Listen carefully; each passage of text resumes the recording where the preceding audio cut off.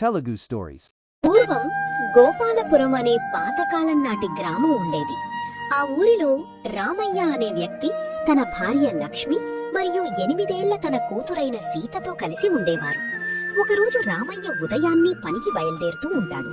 అప్పుడు తన భార్య లక్ష్మి వచ్చి ఇలా అంటుంది, మీరొక మాట వినండి, రాబోయేది వర్షాకాలం. మన ఇల్లు పైకప్పు బాగోలేదు. వర్షం సరాసరి ఇంట్లోకొస్తుంది. గత సంవత్సరం కూడా మనం చాలా ఇబ్బంది పడ్డాం. ఈసారి ముందుగానే ఏదైనా చెయ్యాలి. రామయ్య అంగీకరిస్తూ యజమాని దగ్గర డబ్బులడగాలని నిర్ణయించుకుంటాడు. రామయ్య ఫ్యాక్టరీకి వెళ్లి యజమానిని కలుస్తాడు. కాని యజమాని ఫ్యాక్టరీ నష్టాల్లో ఉందని చెబుతూ దానిని మూసేస్తానని ప్రకటిస్తాడు. దీంతో రామయ్యకు పనిపోతుంది. అతను తీవ్ర నిరాశతో ఇంటికి తిరిగి వస్తాడు. లక్ష్మికి జరిగిన విషయాన్ని చెబుతాడు. అదే సమయంలో వర్షాలు ప్రారంభమవుతాయి.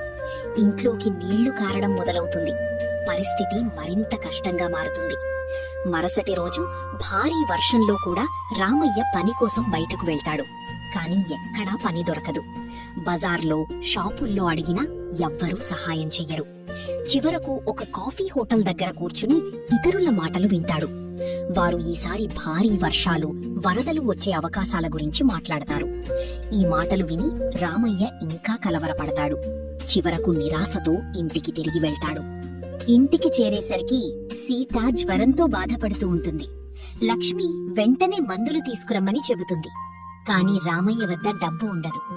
అప్పుడతను తన స్నేహితుడు శంకర్ దగ్గరకు వెళ్లాలని నిర్ణయించుకుంటాడు. ఇంటికి వెళ్తారు.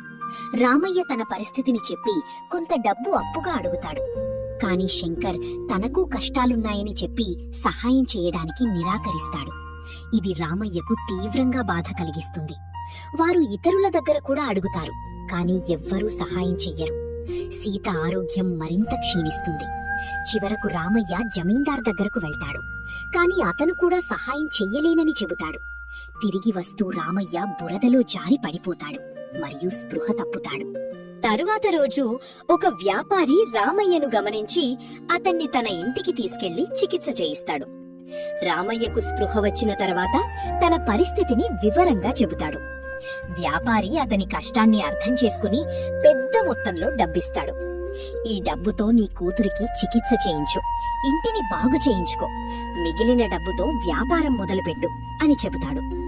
రామయ్య అతన్ని దేవుడిగా భావించి కృతజ్ఞతలు చెబుతాడు. వెంటనే ఇంటికి వెళ్లి సీతకు మంచి చికిత్స చేయిస్తాడు. ఆమె ఆరోగ్యం మెరుగవుతుంది.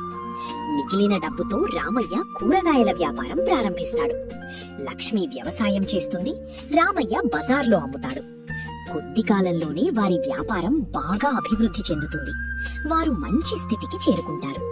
కొంతకాలానికి రామయ్య మంచి స్థాయి వ్యాపారిగా మారిపోతాడు. అతని దగ్గరకు అనేక మంది వస్తారు. ఒకరోజు శంకర్ తన భార్య అనారోగ్యంతో బాధపడుతూ సహాయం కోసం రామయ్య దగ్గరకొస్తాడు. రామయ్య ఎలాంటి ఆలోచన లేకుండా డబ్బు ఇస్తాడు. శంకర్ తన తప్పును గ్రహించి క్షమాపణలడుగుతాడు. తర్వాత రామయ్య తనకు సహాయం చేసిన వ్యాపారిని వెతుక్కుంటూ అతని ఇంటికి వెళ్తాడు. కాని అక్కడ అతను ఉండడు. ఆ ఇంట్లో వేరే వ్యక్తి ఉంటాడు. దీంతో రామయ్యకు ఆశ్చర్యం కలుగుతుంది. చివరకు అతను ఇది దేవుడి సహాయమని భావిస్తాడు. లక్ష్మి కూడా అదే అంటుంది.